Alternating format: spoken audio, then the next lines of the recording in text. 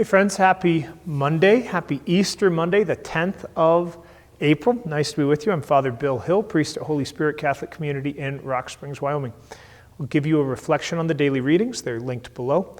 Click the link, read the readings prayerfully, and then turn off the screen. Spend some time with God before you move on to other things. You can tell I am shooting this video while it is still Lenten time with the purple hangings.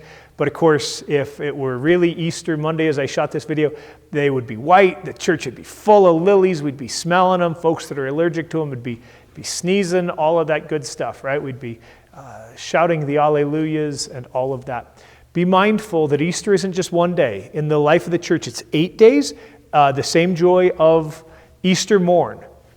And then if Lent is 40 days of preparation, then Easter, the party, is even more abundant. It's 50 days from Easter Sunday until the coming of the Holy Spirit at Pentecost. So just get ready, brace, strap yourself in for the party, because this is the good stuff. This is what we've been preparing for, right? Are there ways to live into the resurrection and the new life offered to us in Jesus Christ? And if there are, pay attention to that, because this is the gift and the grace of our God. All right, we have readings, right? That's what I'm doing, daily readings.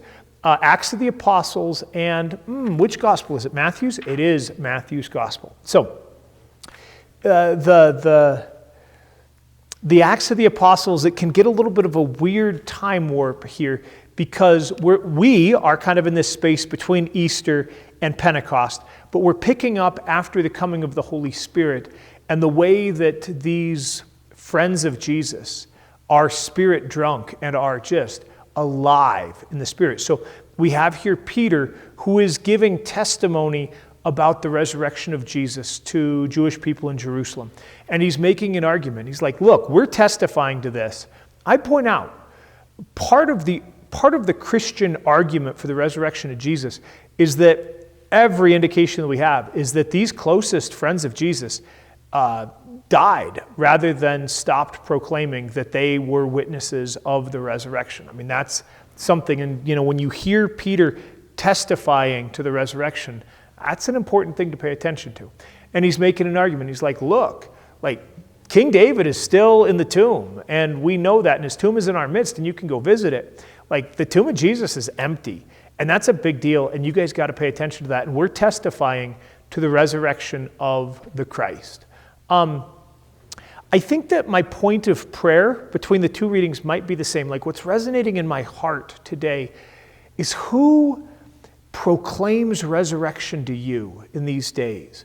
Who helps you to know that it's not just myths or fairy tales, but that new life, abundant life isn't just a story, but it really is tangible and present in our lives? Who is it around you that helps you to know that?